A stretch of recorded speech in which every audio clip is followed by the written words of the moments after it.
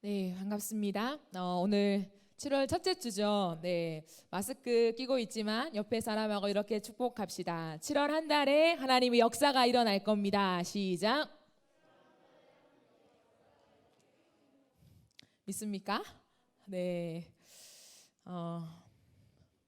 우리 정연이가 아주 오랫동안 방송실에서만 자막으로만 섬기다가 이제 좀 빛을 발하고 있습니다. 목소리가 이렇게 예쁜지 모르고 이렇게 좀 괜히 미안해지네요. 방송실에만 둔, 네, 참 재주가 많은 친구입니다. 감사합니다.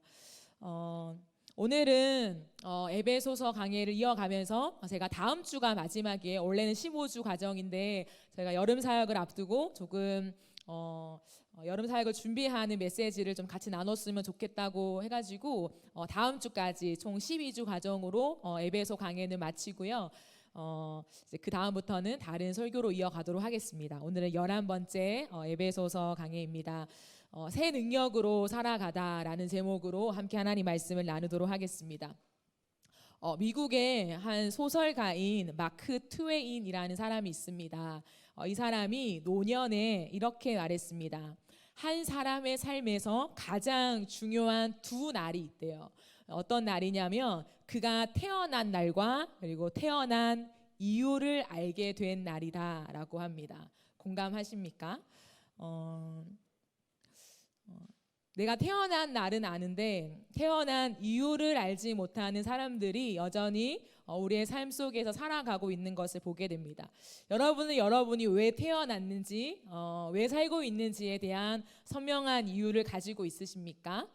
우리는 크리스찬이잖아요. 그렇기 때문에 이 질문에 대한 성경적인 답을 가지지 못하면 우리의 인생은 언제나 방황하게 되고 어느 순간 참 어려운 위기를 맞이하게 된다라는 것이죠.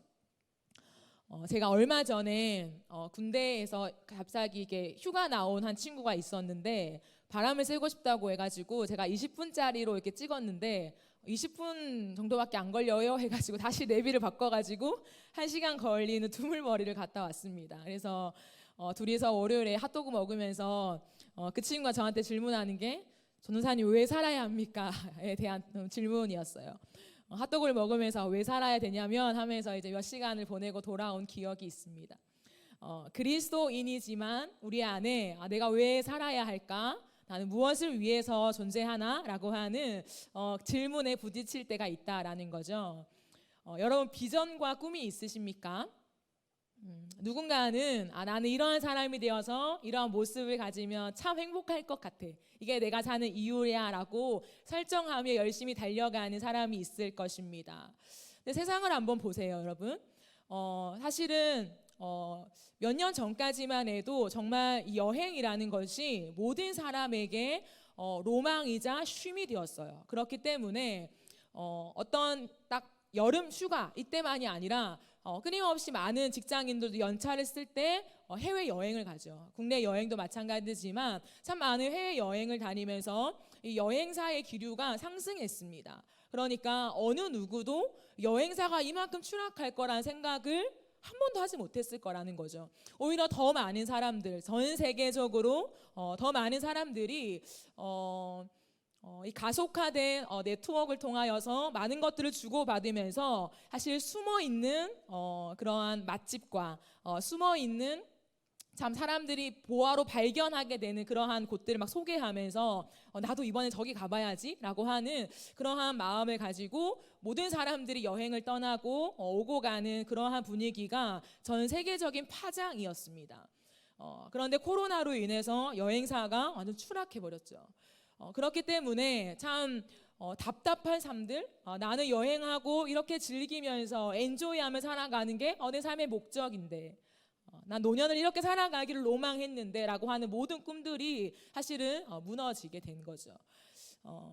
이처럼 우리의 삶에는 내가 무언가를 설정하고 달려가면서 그것을 성취했을 때 내 삶의 이유야 라고 발견하게 되고 확인하게 되는 그러한 우리의 기로를 향해서 레일을 향해서 달려간다는 거죠. 근데 결국에는 제가 왜 성경적인 답이라고 했냐면 세상적인 이런 많은 이유들을 갖고 살아가다 보면 언젠가는 부딪히는 날이 온다라는 거죠.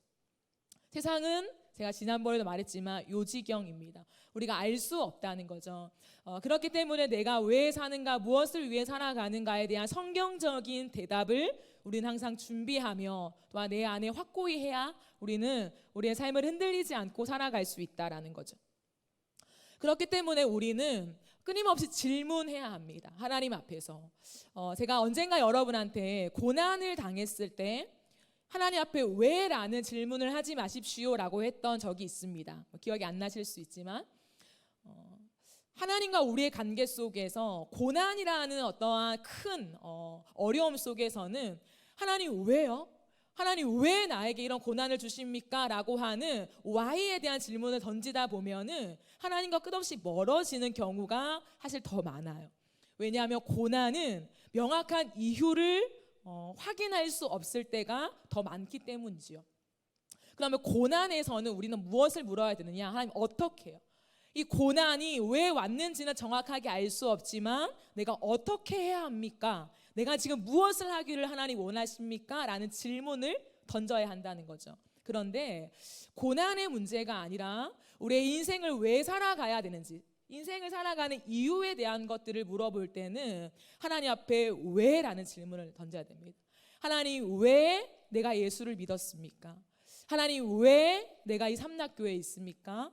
하나님 왜 내가 오늘도 이 설교를 듣고 있습니까? 왜냐하면 이 왜라는 질문 속에 나의 목적과 삶의 이유를 발견하게 되는 경우가 많기 때문이지요. 그리스도인의 정체성이라는 것은 삶과 분리할 수 없습니다. 이것이 제가 에베소서를 관통하는 메시지이지요. 물론 이것은 우리의 행위에 의해서 구원을 받는다라는 말은 결코 아닙니다.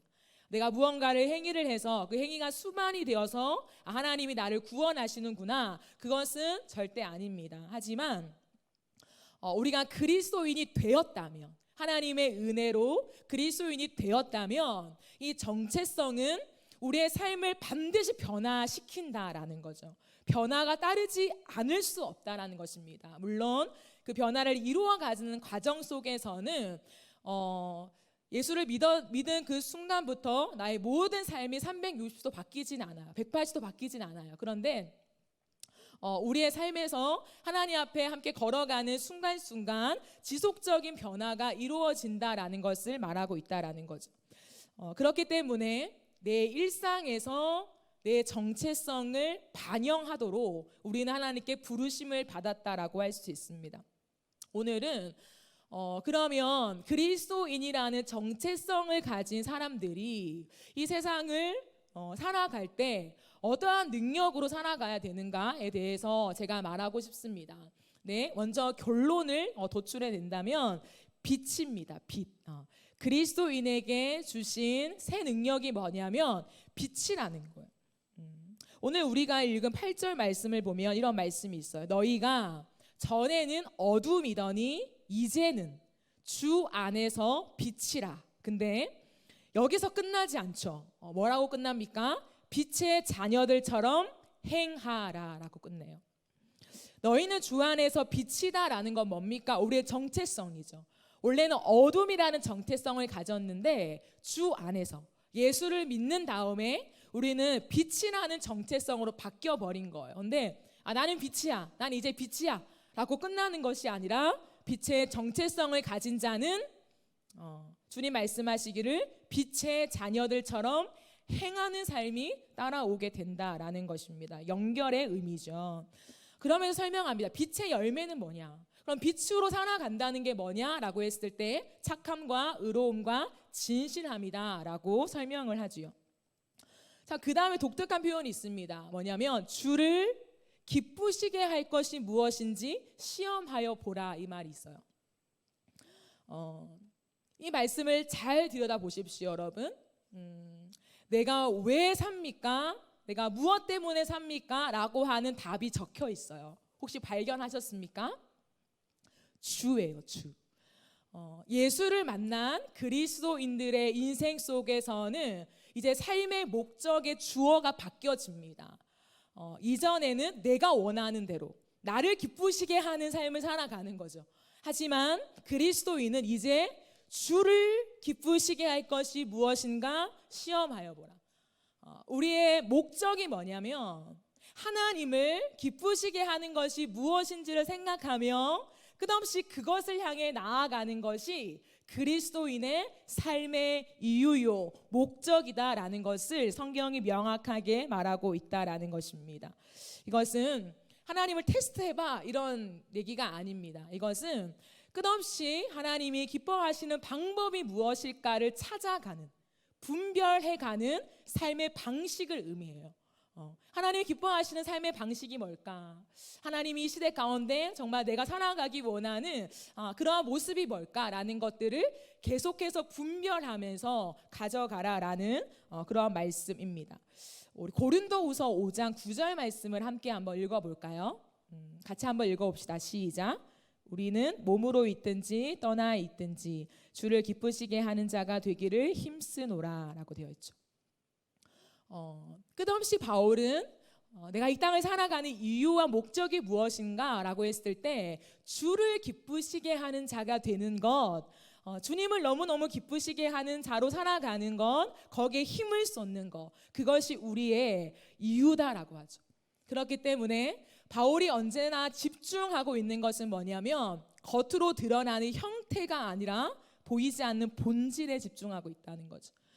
내가 무엇을 액션을 취하며 어떠한 직업으로 살아갈 건가라고 하는 것으로 삶의 이유를 매겨가는 것이 아니라 이 마음으로부터 끝없이 하나님을 기쁘시게 하는 게 뭘까라고 하는 고민, 그 자체가 우리의 삶의 이유라고 하는 참 독특한 우리의 삶의 이유를 지금 밝혀주고 있다라는 것입니다. 자, 근데 11절에 이런 말씀이 있어요. 너희는 열매 없는 어둠의 일에 참여하지 말고 도리어 책망하라. 이 책망하라가 뭘까요? 책망하라. 주 안에서는 뭔가 우리를 정죄함이 없다고 했는데 책망하라라는 뉘앙스가 나를 정죄하는 것 같은 그러한 의미로 우리가 받아들여질 수 있습니다. 근데 여기에서 책망하다는 뭐냐면 드러내라 이런 말이에요. 드러내라, 밝혀라, 노출시켜라 이런 말입니다. 즉 어둠의 일, 우리가 여전히 죄악 가운데 있는 우리의 모습을 숨기지 말고 드러내라라는 것을 바울은 설명하고 있다라는 거예요. 이 당시의 배경으로 보면요, 지금 에베소에 살고 있는 그리스도인들에게 쓰고 있는 편지라고 말씀드렸잖아요. 이 에베소인들은요 예수를 믿었어요. 예수를 믿었는데 그들의 삶에 정말 강력하게 부딪히고 있는 두 가지 문제가 있었어요. 그건 뭐냐면 당시 성적인 문제였어요. 에베소에는 성적인 문란함이 참 강력했거든요. 그 성적인 문제와 두 번째는 뭐냐면 마술이었어요. 에베소 지역에는 마술을 행하는 사람들이 참 많았거든요. 그렇기 때문에 예수를 믿어서 그리스도인이 됐다는 거죠. 근데 이 성적인 것과 마술에 대한 것들을 해결할 수가 없었어요. 그러면서 진짜 예수를 더 깊이 만나면서 사도행전을 보면은 이 마술의 행위를 이제 끊고 불태우고 마술책을 불태우고 이러한 일들이 일어나거든요. 결국에는 내가 끊을 수 없었던 그런 많은 옛날에 행했던 것들을 이제 끊게 되는 일들이 일어나는 거예요. 근데 왜 끊게 되었냐? 그것은 그들이 행했던 일들이 계속적으로 드러났다는 거죠. 즉 예수를 믿었어요. 예수를 믿기 전에 내가 마술을 행했어요. 지금도 마술을 행하고 있는 거죠. 예수를 믿었는데 그런데 가만히 놔두는 것이 아니라 첫째는 내 안에 부딪힘이 오는 거예요. 두 번째는 같은 에베소 이 공동체 안에서 야 우리 그것을 하지 말자. 야, 마술을 계속하는 것은 크리스찬의 모습이 아닌 것 같아 라고 하는 그 공동체적인 움직임이 있었다는 거예요. 그렇기 때문에 에베소 사람들은 점점 옛날에 행했던 어둠의 일이라고 표현하는 죄악 가운데 있었던 그 일들을 끊어내기 시작했다는 거죠. 하나님이 이 말씀 속에 우리에게 주시는 말씀 메시지가 무엇이냐면 여러분 다 그리스도인이잖아요, 그죠? 우리가 예수를 믿는다고 고백합니다. 그런데 우리가 옛사람 새사람 배웠잖아요. 여러분의 삶을 자신이 객관적으로 봤을 때 내가 예수를 믿었어요. 지금 고백하고 있습니다. 근데 예수를 믿기 전에 옛날의 삶과 예수를 믿은 후에 지금의 삶이 정말 완전히 구분되어 살아가십니까? 죄는 하나도 짓지 않고 오직 선을 행하며 하나님 말씀하시는 이 말씀에 충실하게 우리의 삶을 살아가고 있습니까? 곰곰이 들여다보면은 그러지 못하는 경우가 많다는 거죠. 딜레마에 빠지는 거죠. 그럼 나는 예수를 믿지 않는 걸까? 내 믿음은 무언가 부족한 걸까? 라고 하는 끝없는 질문이 우리 안에 들어온다는 거죠. 근데 바울은 이것을 정리하면서 무엇이라 말하냐면 예수를 믿는다고 해서 우리가 옛날에 행했던 죄악들이 자동적으로 끊겨지는 것이 아니라는 거예요. 우리 안에는 이 땅을 살아가는 동안에 죄의 본성이 여전히 있어요. 왜냐하면 이 세상은 사단이 지배하도록 이 기간을 두고 있기 때문이죠. 그러면 내가 그리스도인이 되었어요. 하지만 여전히 내 마음에는 죄에 대한 잔해들이 남아있는 거죠. 죄를 짓고 싶은 본성도 남아있어요. 그러니까 예수를 믿었지만 그 일들이 여전히 행해지고 있는 내 삶도 있을 수 있다는 거죠. 그럼 바울은 그렇기 때문에 너는 진짜 믿음, 진짜 신앙 아니야 라고 말하는 것이 아니라 이제 너한테 걸맞는 삶으로 바꿔지는 결단과 삶의 끝없는 변화를 시도하라라는 것을 말하고 있어요. 근데 그 포인트는 뭐냐면 책망하라는 거예요. 책망. 하나님 앞에서 내가 그리스도인이다라고 생각하는 사람은 내 삶을 살펴봐야 돼요. 하나님 앞에서 내가 지금 어떤 언어를 쓰고 있는가. 바울은 언제나 더러운 말을 너희 입 밖에 내뱉지 말라고 하거든요. 그 더러운 말은 남을 흉보고 저주하고 비난하고 이런 모든 것들을 말해요. 근데 우리 입술에 끝없이 더러운 말이 머물고 있다면 그것을 살펴보고 드러내라는 거죠. 아, 내가 더러운 말을 하고 있구나. 그러면서 그걸 정리하고 이제는 더러운 말을 하지 않는 삶으로 바뀌어 가라라는 것을 말하고 있다는 거예요. 근데 너무 놀라운 것은 바울은 에베소서를 쓰면서 두 가지 의미를 같이 넣어요. 1차적으로는 나 자신을 향해서, 2차적으로는 공동체를 향해서. 이게 같이 의미가 들어가 있어요. 그러니까 어떤 사람들의 에베소서를 보면서 이거는 교회로 그냥 공동체를 향해 주시는 말씀이야 라고 하는데 그렇지 않아요. 두 가지를 바울은 언제나 동시에 얘기하고 있습니다. 그러니까 우리가 하나님 앞에서 늘 기도하고 말씀을 보면서 내 자신을 살피고 내 죄를 숨기지 말고 드러내야 돼요. 아, 나에게 여전히 이런 옛 모습이 지금도 있구나. 아, 내가 이런 언어, 또 내가 아무도 보지 않을 때 이런 행위들, 이런 것들 보는 것들, 아니면 여전히 세상을 쫓아가는 돈의 욕심들, 아, 이게 있구나라는 걸 발견해야 된다는 거죠. 근데 한 가지 더는 우리는 공동체로 있잖아요. 이 공동체 안에서 서로의 어둠의 일들을 책망하라고 해요. 그럼 이 시대와 참 맞지 않는 그런 메시지예요. 왜냐하면 이 시대는 너는 너, 나는 나예요. 예를 들면 나는 성적인 그런 음란물을 보지 않지만 너는 아직까지 너가 하나님 앞에 그걸 정리 못했으면 그건 너의 문제야. 나와 너를 완전히 구분시키죠. 그러면서 정죄하지 않으려고 끝없이 우리는 포용하려고 하는 그런 언어들로 다가갑니다. 근데 바울은요, 우리에게 정확하게 말해요. 책망하라고, 드러내라고. 이것은 목적이 있습니다. 누군가의 어떤 죄악을 보면서 저 사람이 저런 죄를 저질렀어 라고 하는 그 사람을 정죄하고 비난하기 위한 목적이 아니라 그 사람이 그곳에서 벗어나서 돌아오게 하는 데에 우리가 정확한 진리와 하나님이 기뻐하시는 것이 무엇인가를 말할 수 있어야 한다는 거예요.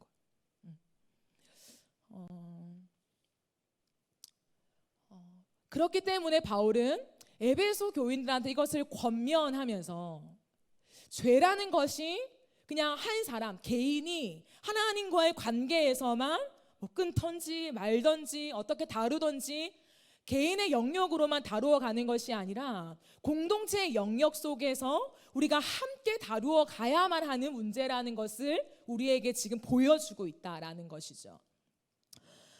그런데 그러면서 이 바울은요, 우리에게 무엇이라 말씀하냐면 14절을 여러분 한번 보실래요? 14절을 보면 그러므로 이르시기를 잠자는 자여 깨어서 죽은 자들 가운데서 일어나라. 그리스도께서 너에게 비추이시리라 하셨느니라라고 해요. 찬양 인도자가 계속해서 멘트로 날리는 게 뭐냐면, 전달하는 게 뭐냐면, 우리는 어둠에 있습니다. 우리는 어둠의 눈으로 가려졌습니다. 보게 해주십시오 라고 하는 멘트를 끊임없이 하더라고요. 그죠? 크리스찬인데, 다 예수를 믿는다고 앉아있는데 왜 우리는 죽었습니다 라고 표현을 할까요?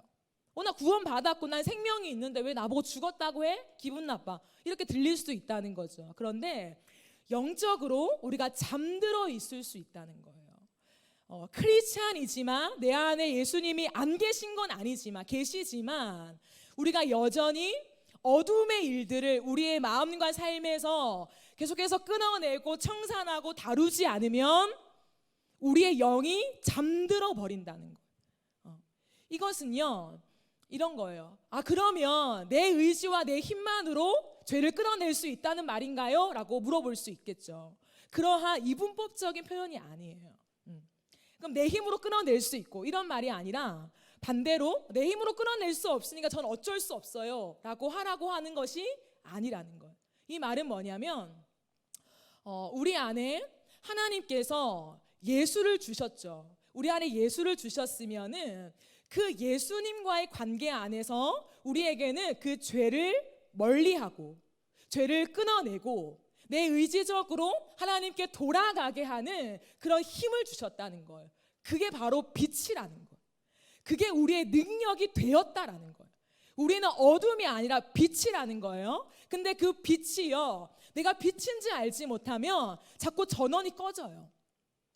근데 나는 빛이기 때문에 전원을 올려야 된다는 거예요. 그게 뭐냐면, 우리 안에 예수 그리스도가 계속해서 왕으로 살도록 해야 한다는 거예요. 그게 오늘 우리가 읽은 14절 말씀이에요. 잠자는 자여 깨어서 죽은 자들 가운데서 일어나라. 그리스도께서 너에게 비추셨다.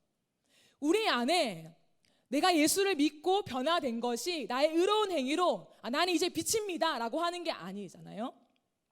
요한복음 8장 12절을 한번 띄워주시겠습니까? 자, 예수께서 또 말씀하여 이르시되 나는 세상의 빛이니. 나가 누굽니까? 예수죠. 나를 따르는 자는 어둠에 다니지 아니하고 생명의 빛을 얻으리라 했죠. 조금만 띄워놓고 있어주세요. 내가 내 힘으로 빛으로 바뀌어지는 정체성을 가진 것이 아니라 내 안에 예수가 임한 것이 복음이요 구원이잖아요. 근데 내 안에 임한 예수가 누구냐 했을 때 나는 세상의 빛이라. 그 예수가 빛이기 때문에 그 빛 대신 예수가 내 안에 충만할 때 나를 비추신다는 거예요. 계속해서. 나를 비추시니까 1차적으로는 내 안에 죄가 건드려지는 거예요. 어둠의 일들이 자꾸만 내 안에 부담감으로 부딪혀오는 일들이 일어나는 거죠. 성령이 충만하다. 제가 뒤에 한 번 더 말하겠지만, 성령이 충만해서 예수가 내 안에 왕으로 나를 다스리신다라고 할 때는 그 빛의 세기가요 엄청나게 강력해집니다. 그러니까 빛의 세기가 강하면 뭐예요? 아주 작은 먼지도 보인다는 거죠. 우리 안에 누가 회개할 수 있는가? 많은 죄를 저지른 사람, 도덕적으로 극악한 죄를 저지른 사람이 하나님 앞에 통곡하고 회개하는 것이 아니라 내 안에 예수의 빛이 얼마나 강력하게 비춰지고 있는가에 따라서 그 회개가 달라진다는 거예요. 내 안에 죄를 많이 지어서가 아니라, 도덕적인 죄를 많이 지어서가 아니라 예수님이 내 안에 비추어지는 그 세기가 강하면 강할수록 나는 죄인이구나. 하나님 난 너무 더러워요 라고 하는 고백이 끝없이 우리 안에 가슴에서부터 터지는 고백으로 나오는 것이 회개라는 거죠. 바울은 지금 이것을 우리에게 설명하고 있습니다. 그리스도께서 우리에게 자꾸만 비치시게 하는 그 일들을 우리는 하라는 거죠. 그 함에 있어서 바울은 너의 행동을 주의하여 보라고 해요. 너희가 어떻게 행할지를 자세히 주의하여 보고 영적으로 깨어서 내 행동을 살피라는 거예요. 기도하고 앉아있고 말씀을 듣고 읽을 때 하나님이 강권적으로 역사해 주셔서 그냥 갑자기 죄가 생각나고 물론 그게 은혜죠. 그런 역사를 사모해야죠. 하지만 그 역사가 일어나지 않는다고 해서 성령이 일하시지 않는 게 아니에요. 우리가 앉아서 하나님 앞에서 내 삶을 돌아보면서 하나하나 하나님 내 언어를 돌아봅니다. 하나님 나의 삶의 가치를 돌아봅니다. 하나님 내가 오늘 하루도 내가 무엇을 선택했는지를 다시금 돌아봅니다. 내 행동을 돌아보면서 주의 깊게 살필 때 깨닫게 하시는 하나님의 은혜가 있다는 거예요. 우리는 그것을 간과할 때가 너무 많죠. 그냥 이러한 집회 때 예배 때 하나님이 강권적으로 나에게 깨닫게 해주셔야 내가 회개를 하지 않습니까? 라고 생각하는 사람들이 훨씬 많다라는 거죠. 바울은 그렇게 설명하지 않아요. 그러면서 바울은 우리에게 시대적인 부분을 설명하면서 뭐라고 하냐면 이 시대가 악하다고 표현해요. 시대가 악하기 때문에 내가 빛이지만 이 빛이 자꾸만 꺼지게 만든다는 거예요. 봐보세요. 제가 정확한 표현을 쓰면은 내 자체가 내 스스로가 빛의 근원이 아니라는 거죠. 나는 있는데 내 안에 예수가 오셔서 내 안에 사시니까 그 빛이 나로 하여금 드러내서 나도 빛이 되는 거예요. 이해하십니까? 그게 우리의 정체성을 말해주는 겁니다. 그러니까 끝없이 악한 영은 우리 가운데 하는 것이 뭐냐면 여러 가지 이유로 내 안에 예수가 내 삶의 왕이 되지 못하게 자꾸만 막아서는 거예요. 그러니까 내 자체가 빛이 아니잖아요. 내가 빛을 창조하는 근원이 아니잖아요. 그러니까 예수님이 내 안에 왕으로 역사하시는 힘이 약해질 때 우리 안에서 계속적으로 세상을 따라가게 되는 옛사람의 모습이 나타난다 이 말이에요. 그러니까 우리 안에 헷갈리죠. 나 예수를 믿는데 내 삶이 왜 이럴까? 나는 왜 이런 죄가 안 끊어질까? 왜 나는 또다시 옛날로 돌아간 것과 같은 이런 답답함을 경험해야 될까? 이러한 딜레마에 빠진다는 거죠. 근데 악한 영이 끝없이 우리를 공격한다라는 겁니다. 그렇기 때문에 바울은 오늘 본문에서도 똑같이 얘기하는 게 뭐냐면 주의 뜻이 무엇인가 이해하라는 거예요. 그리스도인이 되었다면 끝없이 집중해야 되는 게 뭐냐면 하나님의 뜻이 뭘까? 하나님이 기뻐하시는 뜻이 뭘까? 그것에 자꾸만 다시금 우리의 모든 집중력을 거기에 맞춰야 된다는 거예요. 그럴 때 바울이 우리에게 아주 구체적으로 말해주는 부분이 있습니다. 18절을 우리가 함께 읽어볼까요? 18절 5장 18절 시작. 술 취하지 말라 이는 방탕한 것이니 오직 성령으로 충만함을 받으라. 술 취하지 말라 이는 방탕하다라고 표현합니다. 우리 청년의 때에 술의 문제가 굉장히 핫 이슈죠. 끝없이 술을 마셔도 괜찮습니까? 안 됩니까? 한 잔은 됩니까? 안 됩니까? 우리가 끝없이 그 질문이 우리의 키워드예요. 그죠? 저는 오늘 제가 프린트물에 넣어놨는데 짐 신발라 목사님이란 분이 계십니다. 미국 뉴욕에서 사역하시는 분이신데 그분의 책 중에 엎드려야 한다라는 책이 있습니다. 제가 여러분들한테 추천해준 영화를 거의 보지 않았다고 제가 피드백을 들었습니다. 책은 좀 보세요. 물론 부흥의 여정이라는 책이 있지만 그 책과 함께 여러분에게 꼭 추천하고 싶은 책이 엎드려야 한다. 이 시대에 반드시 읽어야 되는 책입니다. 근데 그 책 안에 이런 내용이 있어요. 그래서 제가 오늘 이 내용을 공개적으로 함께 다루도록 하겠습니다. 자, 성령이 주시는 영적 민감함이 사라지고 있다라는 것을 지적합니다.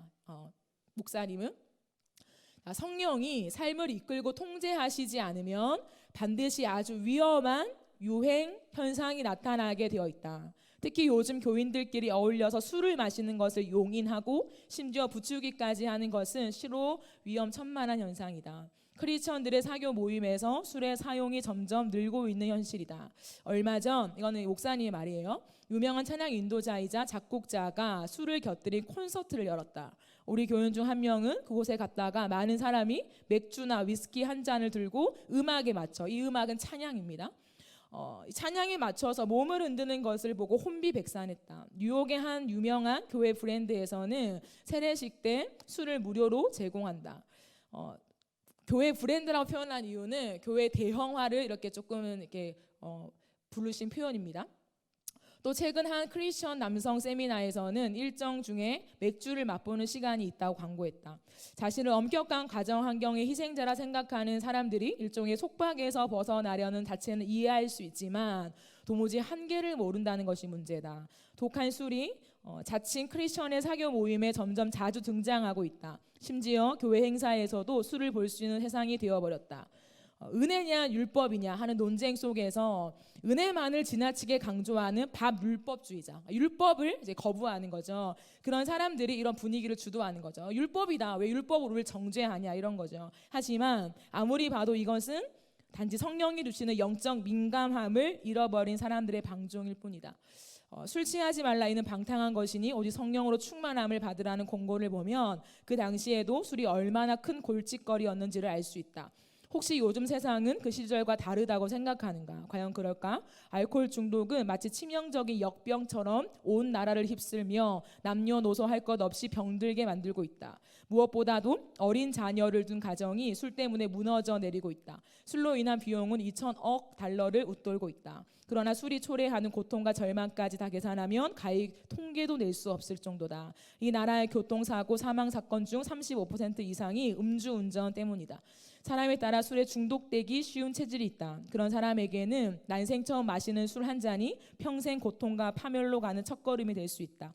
삶을 파멸시키는 길은 대개 술 한 잔에서 시작된다. 그런데 그 첫 잔을 우리 크리스천들이 권해서야 되겠는가?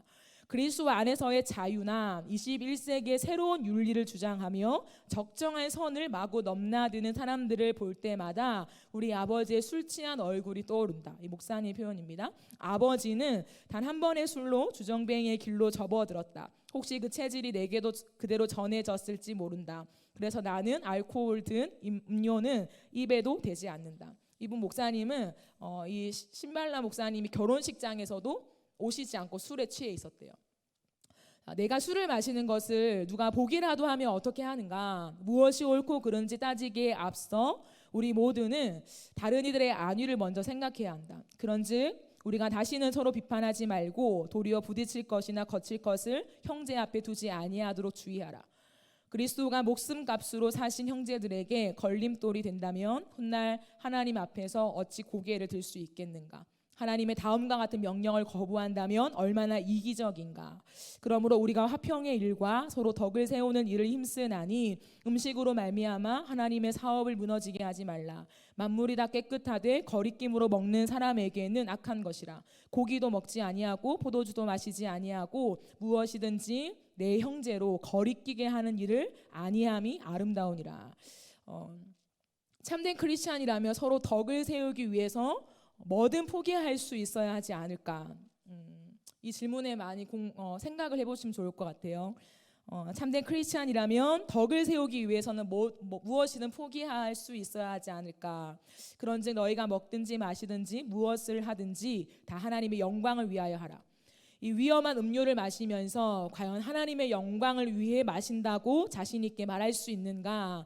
그리고 왜 이제 막 예수 그리스도를 믿고 술의 족쇄에서 해방된 우리의 형제 자매들은 배려하지 않는가?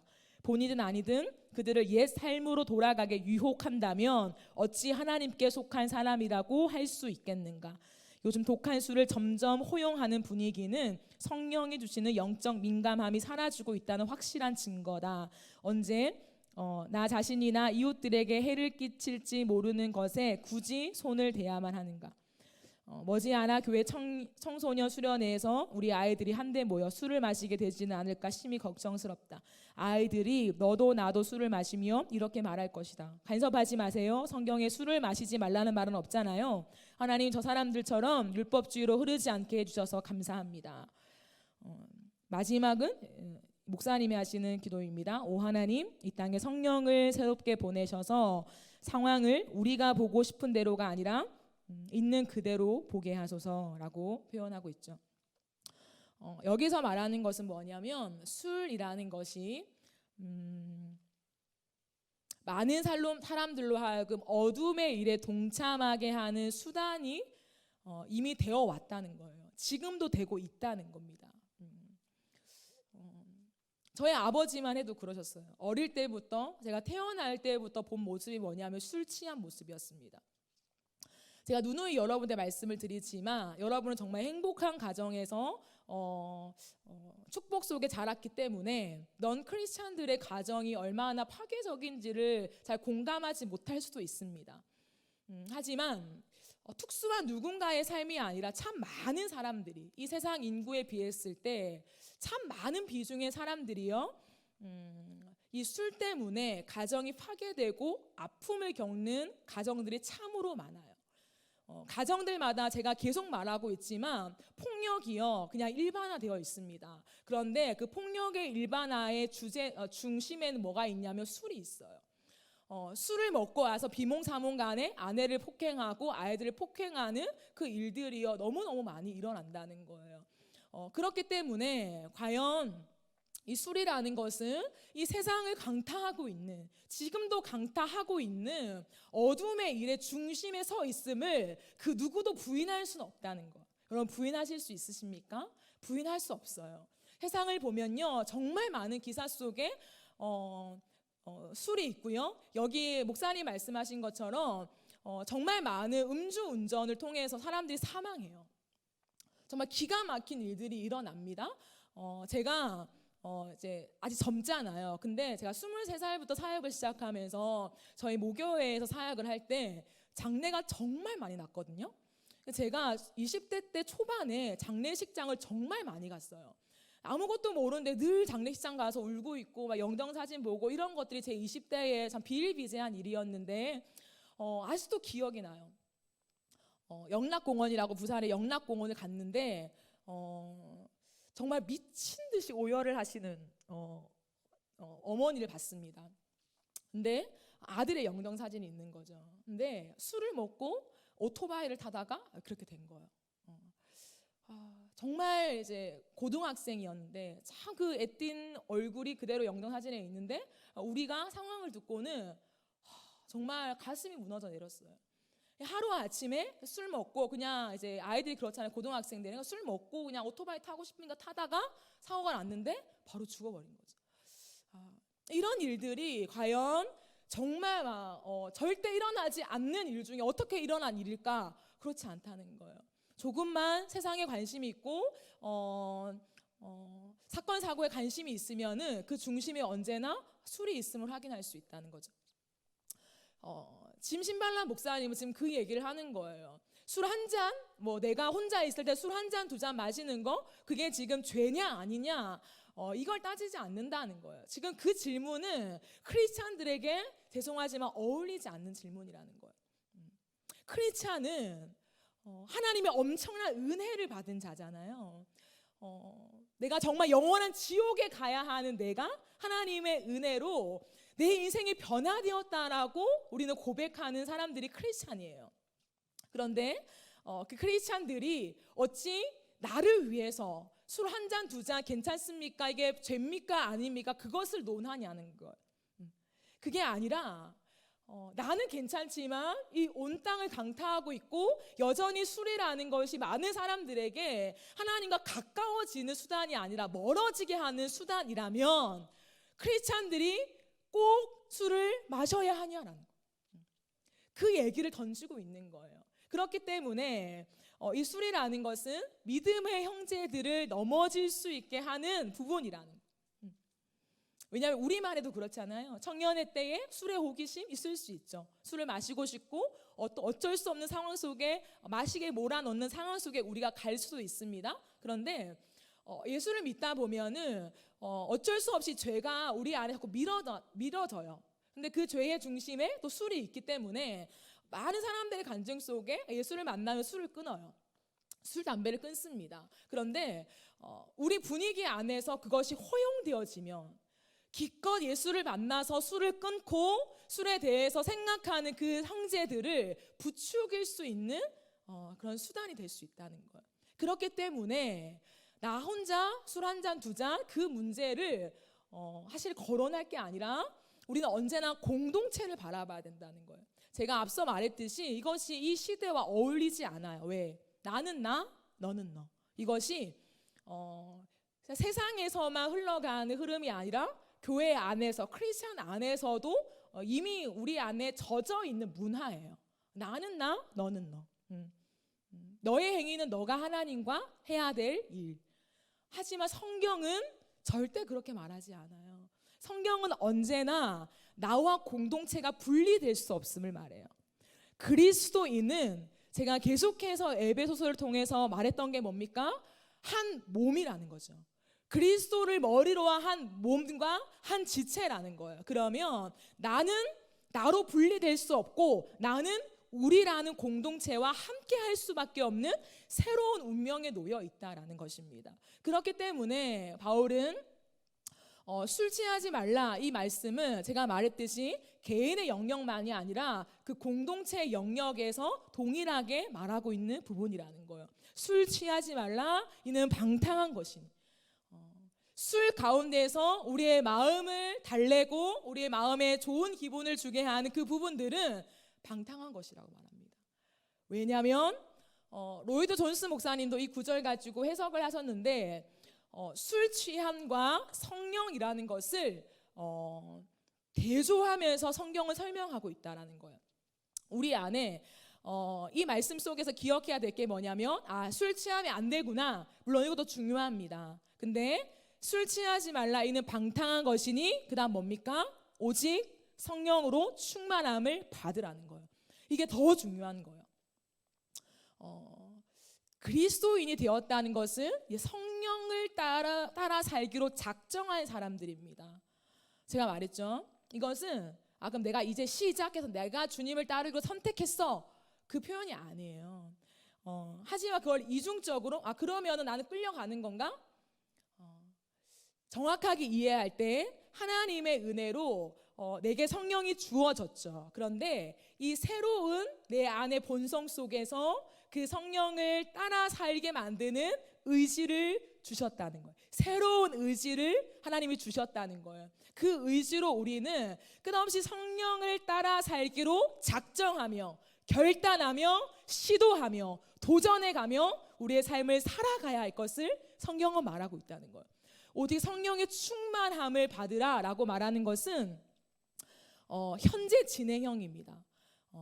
어느 한 순간에 우리가 성령 충만을 받고 어느 기간을 유지해 가는 것이 아니라 매 순간 성령의 충만함을 받아야 한다라는 것을 말하고 있다는 거죠. 너무 독특한 것은 이 성령 충만을 술 취함과 대조하고 있다는 거예요. 그렇기 때문에 로이드 존스 목사님도 술이라는 것은 우리의 이성과 우리의 판단력을 상실하게 만드는 측면이라면 성령이라는 분은 우리가 죄악 속에서 하나님의 뜻이 무엇인지를 분별하지 못하는 상황 속에서 성령을 통하여서 정확한 영적인 인지력, 영적인 민감함, 그것을 주는 영이 성령이다라는 것을 말해요. 그래서 끝없이 세상 속에서 하나님을 벗어나서 생각하게 만드는 세상의 흐름 속에 우리는 술 취해서 그것을 따라가지 말고 성령으로 충만함을 받아서 이제는 영에 민감한, 성령께 민감하고 성령께 취해서 우리가 하나님 앞에 나아가야 된다라는 것을 말하고 있다라는 거죠. 우리는 오늘 이 말씀 속에서 돌아봤으면 좋겠어요. 오늘 말씀은 그럼 이렇게 합시다 라는 설교가 아니라 내 삶의 한 걸음 한 걸음, 과연 내가 내 삶 속에 어떠한 말을 지금 하고 있나? 난 어떠한 생각과 개념으로 오늘 하루를 살고 있는가? 나에게 이 땅을 살아가는 이유와 목적이 뭔가? 나는 오늘도 이것을 선택할 때 무엇을 기준으로 선택하는가? 우리의 행동을 주의하여 살필 것을 성경이 말하고 있기 때문에 저 또한 그것을 권면하고 싶습니다. 그 중심에는 딱 두 가지였어요. 첫 번째, 하나님이 기뻐하시는 것이 무엇인가를 물어라. 두 번째, 그것이 공동체 가운데 어떠한 영향이 미쳐질 것인지를 물어라. 이 두 가지 질문을 통해서 우리의 행동을 결정하라라는 것을 바울은 말하고 있다는 거예요. 왜? 그게 그리스도인의 삶이다라고 말하고 있다는 거예요. 이 시는 끝없이 개인주의, 내가 생각한 대로, 내가 좋은 대로, 내가 옳다고 생각하면 그 길을 걸어가면 돼요. 아니라고 생각하면 아니면 되는 거죠. 하지만 성경은 언제나 내가 기준이 아니라 하나님이 기뻐하시는 것이 무엇인가를 깨닫고, 그리고 공동체, 나만이 아니라 공동체에 미치는 영향을 생각하면서 이제는 걸어가야 되는 사람이다. 그 중심이 뭐냐? 그 능력이 뭐냐? 빛이라는 거예요. 빛. 세상의 어둠, 세상을 따라가게 만드는 것이 아니라 빛. 그 빛은 뭐라고요? 예수예요. 예수. 빛은 무언가 나를 막 반짝반짝 거려주는 게 아니라 그 빛은 예수예요. 다른 사람을 예수로 내가 살리는 행동을 하고 있는가? 그거예요. 언제나 성경은 예수입니다. 우리의 모든 행동이 예수를 보여주고 예수를 설명하고 예수를 나타낼 수 있는 행동인가 생각하라는 거예요. 술도 마찬가지라는 거예요. 내가 술을 같이 마시는 게 그 사람에게 지금 예수님을 전하는 거? 입술로 말고 그 예수님의 진짜 모습, 예수님의 기뻐하시는 모습을 보여주는 건가? 생각해 보라는 거예요. 이 목사님은 아니란잖아. 아닌데 굳이 그것을 해야만 합니까? 라고 합니다. 왜? 우리는 은혜를 받았으니 그 정도는 절제할 수 있지 않겠습니까? 라는 거. 술은 죄입니다. 죄니까 너희는 파멸당할 겁니다. 라고 접근하지 않고 무엇을 하든지 그것은 덕을 세우고 예수를 보여주는 것으로 이제 선택해야 되는 게 그리스도인의 삶의 목적이다 라는 본질적인 것을 우리에게 말하고 있다라는 것이죠. 오늘 말씀을 좀 마치면서 바울은 이 말씀을 한 다음에 마지막으로 19절부터 21절까지 이렇게 설명합니다. 시와 찬송과 신령한 노래들로 서로 화답하며 너희의 마음으로 주께 노래하며 찬송하며 범사에 우리 주 예수 그리스도께 감사하며 그리스도를 경외함으로 피차 복종하라 라고 합니다. 예배죠. 그 빛 대신 주님을 경험할 때 있잖아요. 내 안에 어둠이 물러가고 그 빛이 내 안에 비춰질 때 그 마음 안에서 이루어지는 일이 뭐냐면 빛 대신 예수를 찬양하게 된다는 거예요. 나에게 이 어둠에 구속되어서 살아갈 수밖에 없는 나 같은 자에게 빛을 비추어서 어둠에서 떠나게 만드신 그 예수 그리스도의 십자가를 감사하며 고백할 수밖에 없는 예배자가 된다라는 것을 바울은 말하고 있다는 거예요. 그렇기 때문에 진짜 믿는 자, 진짜 예수의 정체성을 가지고 작은 예수로 이 땅을 걸어가는 모든 사람들의 삶의 중심에는 어둠의 일을 쫓아 살아가는 것을 언제나 끝내고 돌아서서 바라보는 것이 아니라 마음으로 전심을 다해 하나님을 찬양하며 주님께 감사하며 그 주님만을 높이며 경배하게 되는 사람들로 완전히 바뀌어지는 그러한 역사들이 그리스도인의 삶에서 일어나게 된다라는 것을 설명하고 있습니다. 그러기에 사랑하는 여러분, 우리의 삶을 돌아보십시오. 여러분은 무엇을 더 즐거워하십니까? 어둠의 일을 세상이 우리에게 보여주는 그 쾌락과 가치에 더 여러분의 마음이 빼앗기고 있습니까? 아니면 나 같은 죄인을 살려주신 기가 막힌 그리스도의 은혜가 오늘도 내 가슴에 사무쳐서 감사할 수밖에 없고 찬양할 수밖에 없고 시를 적고 노래를 만들어서 어떠한 방법을 다 동원해서도 그 하나님을 찬양할 수밖에 없는 예배자의 삶으로 언제나 주님을 노래하는 그런 사람으로 서 계십니까? 오늘 바울은 그것이 우리의 삶을 살피는 기준이 된다라고 말합니다.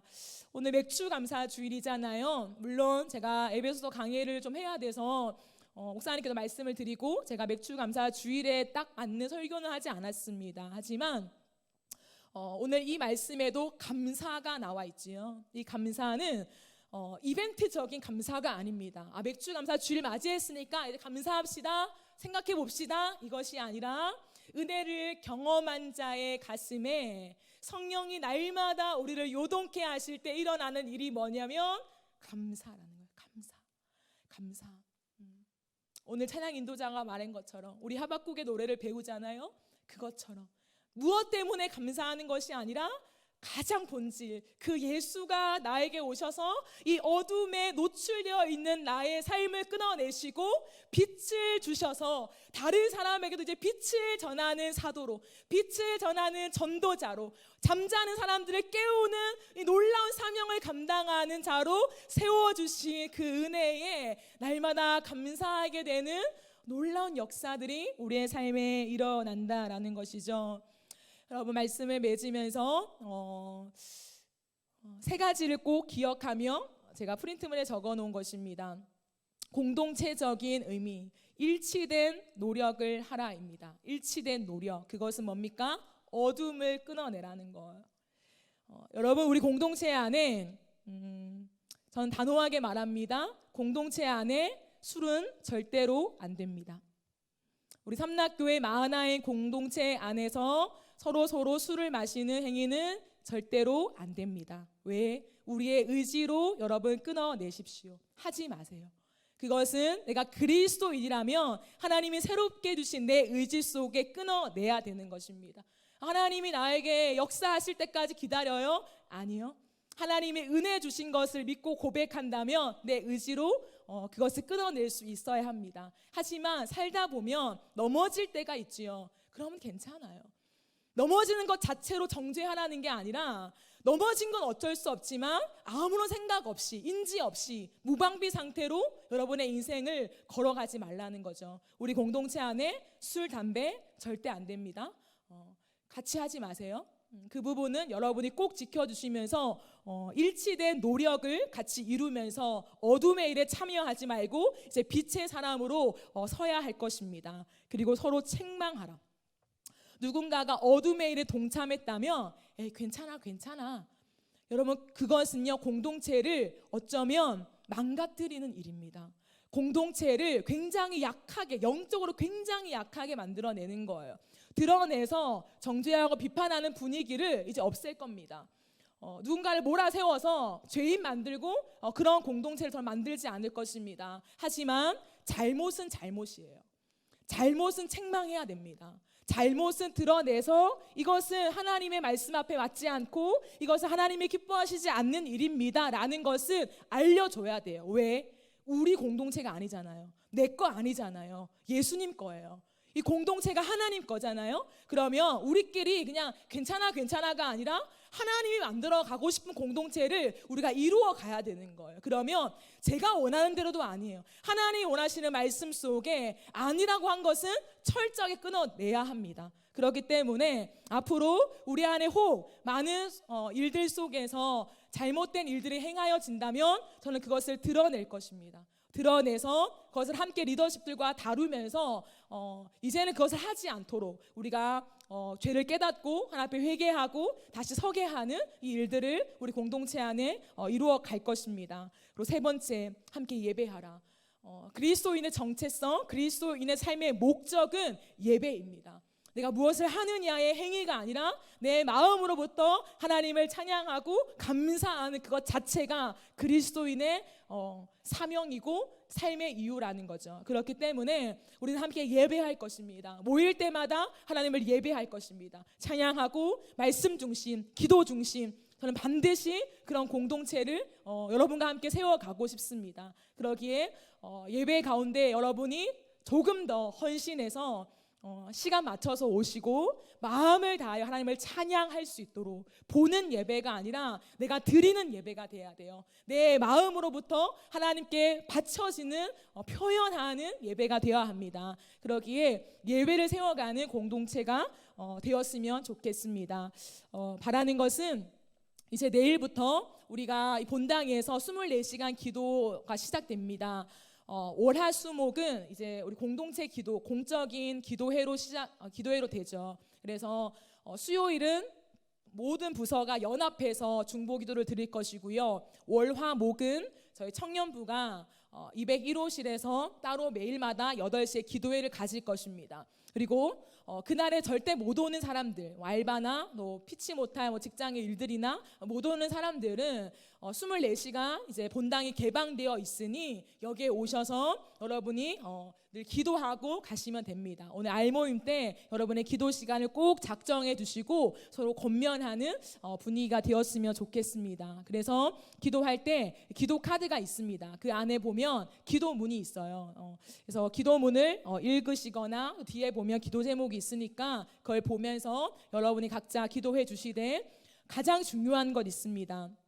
우리 안에 성령의 충만, 성령의 기름 부으심이 있는 자신과 공동체가 되어지기를 그럼 반드시 기도해 주십시오. 그래서 결국엔 우리가 빛으로 살아가게 만드는 힘은 성령의 도우심밖에 없습니다. 그래서 우리의 의지도 필요하지만 그 의지를 자꾸 주시는 분이 성령 하나님이시거든요. 그러기에 하나님 이 자리가 나온 모든 청년들에게 성령으로 충만케 하시고 기름 부어주셔서 기도할 때마다 우리의 죄가 생각나서 회개하게 하시고, 그 회개로 넘어지는 것이 아니라 정말 소망 되신 예수만 바라보면서 우리가 희망을 노래하는 그러한 청년들로 서게 하십시오라고 하는 이 고백이 끊임없이 이 본당 가운데 하나님께 올려져가는 공동의 기도 제목이 되었으면 좋겠습니다. 아멘. 우리 이제 찬양하겠습니다.